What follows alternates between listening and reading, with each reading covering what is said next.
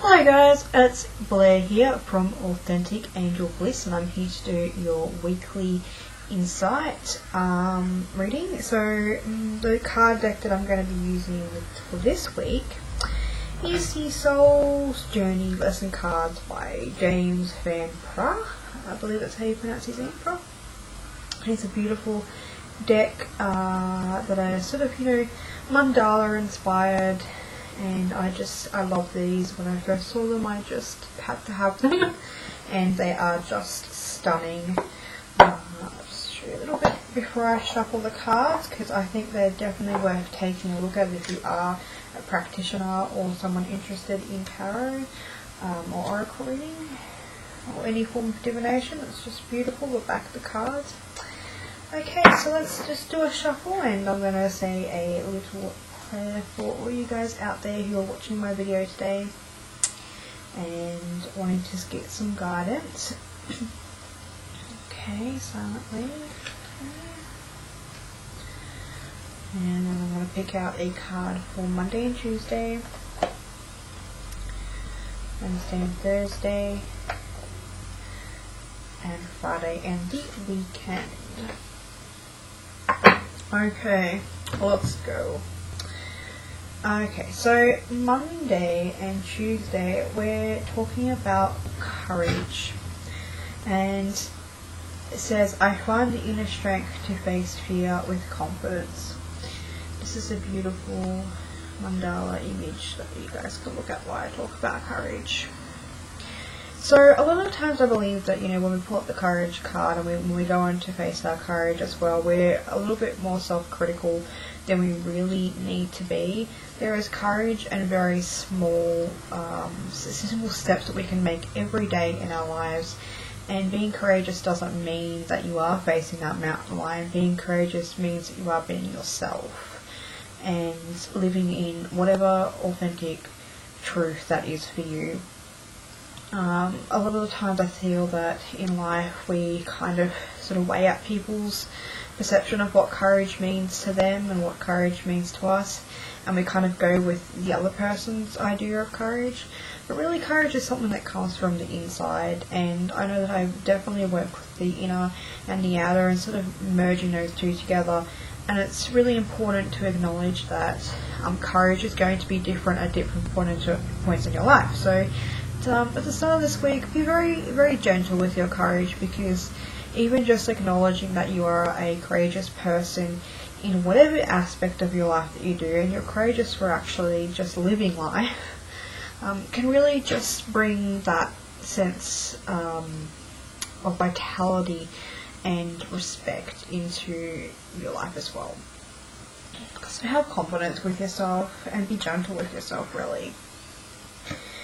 On Wednesday and Thursday we have the worry card, and it says here, I'm learning that worry doesn't change the outcome. So we're talking about, especially when we go back to my March overview, I talked about positive expectations. So with worry, you can just draw on that inspiration as well with the positive expectations, because I do know and feel that a lot of the time when we're worrying, it's because we've already accumulated and thought stacked these sort of dense and horrible anxiety-ridden expectations on ourselves, more so than what other people put on ourselves. It's the expectations that are coming from us, self-punishment and self-judgment and that kind of stuff that really weighs heavy on the heart and can sort of plant a seed for further worry. It's almost like, if you don't have a car space, are you going to get to your doctor's appointment on time? And if you don't get to your doctor's appointment on time, are you going to not know the results of your test? And what are the results of your test if you've gone in there to do, I don't know, some sort of blood work because you've had abnormalities or something like that? It's like it's just building on worry, when really what you can do is, once you've parked your car, you can go, oh well, at least I've arrived here, I'm here now, I can't wait to find out my results and everything's going to be fine. So it's sort of stopping the perpetual worry before it starts to integrate further into your day or into your mindset. And it is a practice, so practice working on, building that positivity up in small steps rather than feeling like worrying that you're not going to be able to be positive either, or put that refreshness into that space as well, because it brings you back down to the spiral in the center. And lastly, for Friday and the weekend, we have fear. And I realize I'm testing my resolve to live in the energy of love. Let's just face it, guys. Love is scary as shit, and it depends on what form you seek it in, and the way it projects and mirrors and filters and floods and fills you with light and darkness. There is the duality of fear. If you don't know what fear is, how can you love? And if you don't know what love is, how can you fear?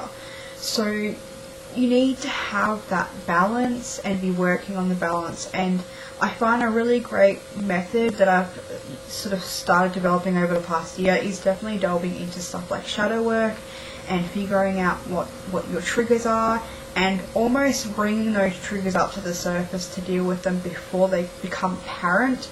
And it's sometimes hard because obviously triggers are things that have been triggered by certain things. But there are ways in a safe, sacred environment where you can pull up things that are scaring you. For instance, for me, things to do with like aliens and starseeds and stuff, I'm really passionate about that. But it also brings up a lot of deep-seated fear. So what I do sometimes when I'm meditating is I bring up that fear and allow it to come to the surface and sort of question it and ask why and what areas really need to be cleared about that.